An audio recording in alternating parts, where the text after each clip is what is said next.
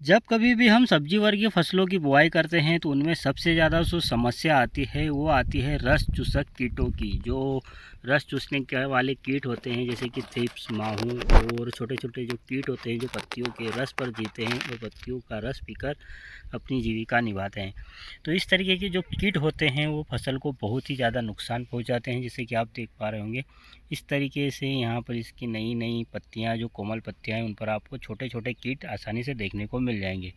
तो इनको समय रहते नियंत्रण करना होता है। और जब भी आप फसल लगाते हैं, करीब करीब 2 से तीसरी पत्ती जब निकलती है तब इनका प्रकोप सबसे अधिक होता है और कोमल पत्तियों को ये नुकसान पहुंचाते हैं। तो इस अवस्था में बहुत ही ज़्यादा इन कीटों का प्रकोप दिखाई देता है, जैसे कि आप यहाँ पर देख पा रहे हैं। तो दूसरी पत्तियाँ, जो 2 पत्तियाँ निकली हुई थी, उस पर इसका प्रकोप आपको देखने को आसानी से मिल जाएगा।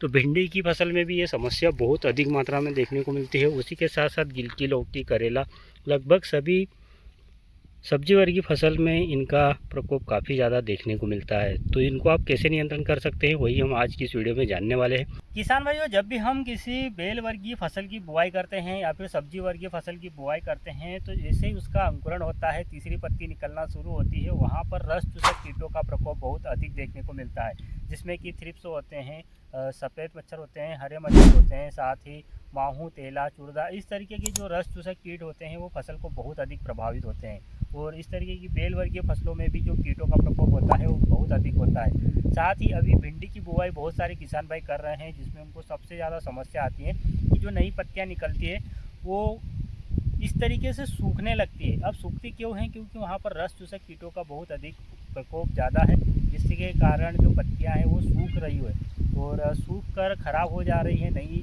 कोमल पत्तियाँ या फिर नई टहनियाँ निकलती है, तो वहाँ पर रस चूसक कीट इतना ज़्यादा प्रकोप कर देते हैं या फिर इतना ज़्यादा फसल को ख़राब कर देते हैं, जिससे कि वो टहनियाँ सूखने लगती है।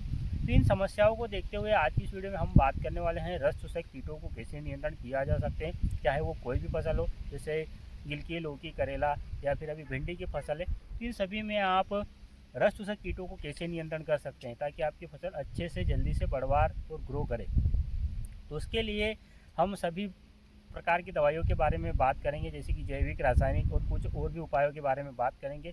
तो वीडियो के साथ अंत तक बने रहिएगा। मैं हूं आपका दोस्त राकेश कुशवाहा, आप देख रहे हैं एग्रीकल्चर स्टार यूट्यूब चैनल किसान भारत का। तो जैसे कि अभी आप बेल वर्गीय फसल को देख पा रहे हैं और इसमें जो अभी इस तरीके की नई टहनियाँ निकल रही हैं, तो यहाँ पर अगर आप इनको ध्यान से देखेंगे तो उसमें आपको काफ़ी आसानी से छोटे छोटे कीट, थिप्स और छोटे छोटे बग देखने को मिलेंगे, जो कि फसल का रस चूसते हैं, नई पत्तियों का, कोमल पत्तियों का रस चूसते हैं और फसल को ख़राब करते हैं, जिससे पत्तियों के नई पत्तियां इस तरीके से सिकुड़ने लगती हैं, जैसा कि आप यहाँ पर देख पा रहे हैं। इस तरीके से पत्तियां सिकुड़ने लगती हैं।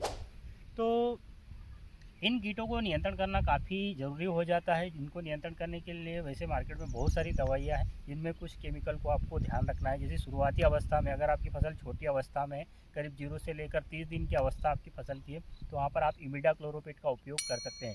इमिडाक्लोरोपिड अलग अलग नाम से आपको देखने को मिल जाएगी, जैसे कि बायर कंपनी की कॉन्फिडोर के नाम से आपको देखने को मिल जाती है, या फिर आप किसी और कंपनी का भी ले सकते हैं। तो 10 ml प्रति 15 लीटर पानी के साथ आपको कॉन्फिडोर यानी इमिडाक्लोरोपिड का उपयोग करना है, स्प्रे लेना है। उसी के साथ साथ आप थायमेथक्सम का स्प्रे ले सकते हैं, जो कि आपको एक्ट्रा के नाम से मिल जाएगी। 5 से 10 ग्राम प्रति 15 लीटर पानी के साथ मिलाकर आपको स्प्रे करना है। साथ ही आप चाहे तो सिजेंटा कंपनी की अलिका का नाम आपने सुना होगा, जिसमें आपको थायमेथक्सम के साथ लेमडासाइलोथेन देखने को मिल जाती है। तो वो 2 केमिकल का उपयोग भी आप यहाँ पर कर सकते हैं। तो ये जो शुरुआती अवस्था होती है, आप इन दवाई का उपयोग कर सकते हैं। शुरुआती अवस्था जब रहती है फसल की, किसी भी फसल की शुरुआती अवस्था हो यानी कि छोटी अवस्था हो, वहाँ पर आपको बहुत ज़्यादा ध्यान देने की आवश्यकता होती है, क्योंकि अगर आप ध्यान नहीं देंगे, रस चूसक कीटों को नियंत्रण नहीं करेंगे, तो आपकी फसल को बहुत ज़्यादा ख़राब कर देंगे, जिससे उसकी बढ़वार भी रुक जाएगी और जिस तरीके से उसकी बढ़वार होना चाहिए वो बढ़वार नहीं हो पाएगी। तो शुरुआती अवस्था में आपको ज़्यादातर ध्यान देना है। उसके बाद फसल थोड़ी सी बड़ी हो जाती है, तब आप थोड़ा लेट भी स्प्रे करते हैं तब भी चल जाता है, लेकिन शुरुआती अवस्था में आपको बहुत ज़्यादा ध्यान देने की आवश्यकता होती है। तो इस तरीके से आप रासायनिक दवाइयों का उपयोग करके इन कीटों को नियंत्रण कर सकते हैं। अब बात कर लेते हैं कुछ जैविक दवाइयाँ। जैविक में मैं आपको 2 से 3 दवाइयाँ बताने वाला हूँ, जैसे कि आप सबसे पहले तो नीम ऑयल का उपयोग कर सकते हैं। जैसे कि नीम ऑयल क्या करेगा कि इसमें जो रस चूसक कीट है उनको तो काफ़ी अच्छे से नियंत्रण करेगा। उसी के साथ साथ लीफ माइनर की जो समस्या देखने को मिलती है इन फसलों में, जैसे कि बेल वर्गीय कोई भी फसल हो, उस पर लीफ माइनर का प्रकोप भी देखने को मिल जाएगा, वहाँ तक कि तरबूज खरबूज में बहुत अधिक लीफ माइनर का प्रकोप देखने को मिलता है। तो वहाँ पर आप नीम ऑयल का उपयोग कर सकते हैं। ज़्यादा से ज़्यादा पीपीएम वाला आपको नीम ऑयल लेना है और उसका स्प्रे लेना है। उसी के साथ साथ आप चाहें तो अभी हमने कुछ दिन पहले एक दवाई के बारे में जानकारी दी थी जिसका नाम है बायो 303। आप उसका स्प्रे ले सकते हैं, जिसमें आप सभी रस चूसक कीटों को भी नियंत्रण कर सकते हैं। उसी के साथ साथ लीफ माइनर को भी नियंत्रण कर सकते हैं, साथ ही माइट्स को, वाइट फ्लाई, इन तरीके की जो रस चूसक कीट हैं इनको भी आप नियंत्रण कर सकते हैं। साथ ही वो फर्टिलाइज़र का काम भी करता है। अगर आप ज़्यादा जानकारी जानना चाहते हैं तो आप आई बटन में उसकी वीडियो देख सकते हैं, आपको मिल जाएगी। तो उसको भी आप डाल सकते हैं करीब 25 ml प्रति 15 लीटर पानी के साथ। तो इस तरीके से आप इन फसलों की छोटी अवस्था में रक्षा कर सकते हैं। अब बात करते हैं कुछ अन्य उपाय की। तो जैसा कि आप देख रहे हैं हमने यहाँ पर कुछ नीले पीले स्टेप इस तरीके से लगाए हुए हैं, आप उनको भी लगा सकते हैं। उससे जो रस चूसक कीट हैं वो उन पर आकर्षित होकर चिपक जाते हैं, या फिर आप उनको पर देख ले सकते हैं कि कौन से कीटों का प्रकोप अधिक मात्रा में है, उस हिसाब से आप स्प्रे भी ले सकते हैं।